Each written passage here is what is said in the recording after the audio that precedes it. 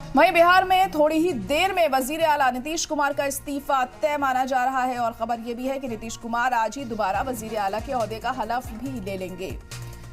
नीतीश कुमार ने गवर्नर से मुलाकात के लिए वक्त मांगा है। वहीं आज बीजेपी की बैठक भी होनी है। 10 बजे जेडीयू की विधायक दल की बैठक भी होगी।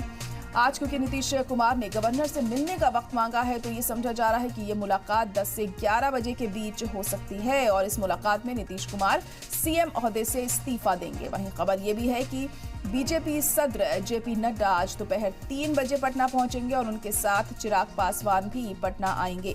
समझा जा रहा है कि वो नई सरकार की हलफबरदारी तकरीब में शामिल होंगे।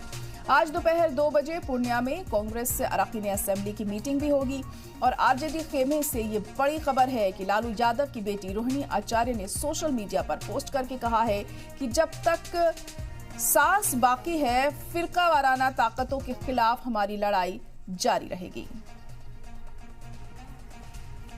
तो नीतीश कुमार आज अपना इस्तीफा दे देंगे, ये लगभग तय माना जा रहा है। गवर्नर से मिलने का वक्त उन्होंने मांगा है और बताया जा रहा है कि 10 बजे विधायक दल की बैठक होगी और उसके बाद इस्तीफा नीतीश कुमार दे सकते हैं, गवर्नर को सौंप सकते हैं, ऐसे कयास लगाए जा रहे हैं और आज ही वो एक बार फिर मुख्यमंत्री पद का हलफ भी ले सकते हैं। 4 से 5 बजे के बीच में शपथ ग्रहण समारोह होगा ऐसा माना जा रहा है और अमित शाह भी 2 बजे तक पटना पहुंच सकते हैं।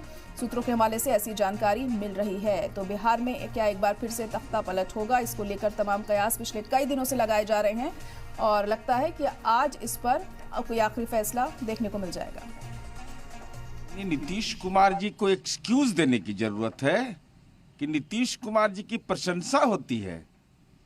नीतीश कुमार जी ने गवर्नेंस से कोई समझौता नहीं किया।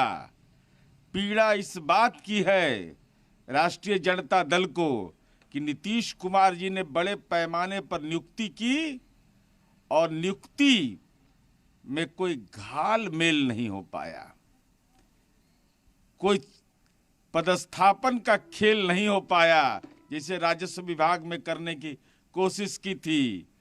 अंडर हैंड डीलिंग नहीं हुआ। तो ये डीलिंग नहीं होगा तो हम राजनीति का डील करते हैं, हम धन कमाने का डील नहीं करते हैं। हमने रास्ता खोजा कि गवर्नेंस से कोई समझौता नहीं, अगर करोगे तो रास्ता नापो। उधर बिहार की सियासत को लेकर बीजेपी के बिहार सदर सम्राट चौधरी का बयान भी सामने आया है। हम लोग ध्यान में रखे हैं, अब पार्टी ना नीतीश जी ने इस्तीफा दिया है ना किसी ने समर्थन वापस लिया है, तो पहले कोई बात होती है तभी तो कोई जानकारी होगी। अलग-अलग तो सब दिख रहे हैं। अरे दिखने से राजनीति नहीं होता है। राजनीति का बड़ा स्पष्ट है कि आप क्या संदेश दे रहे हैं।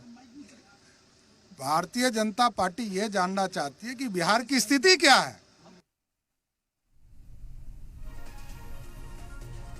वहीं बिहार की सियासत में लगातार हलचल बढ़ती जा रही है। जेडीयू लीडर नीरज कुमार ने लालू यादव पर बड़ा हमला बोला है और इल्जाम लगाया है कि बिहार में नौकरी के बदले जमीन ले ली गई है।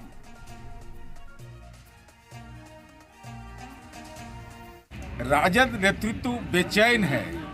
बेचैनी का कारण साफ है कि चूंकि इन लोगों की आदत में शुमार रहा है नौकरी के बदले जमीन लेने का। तो 2,15,000 शिक्षकों की बहाली जो तय सीमा में माननीय नीतीश कुमार जी के नेतृत्व में हुआ, जिसमें न पदस्थापन में चल पाया न नौकरी देने में चल पाया, तो स्वाभाविक है अनर्गल प्रलाप कर रहे हैं। अनर्गल प्रलाप पर रोक लगाइए, वरना अंजाम इसका राजनीति में बेहतर नहीं होगा।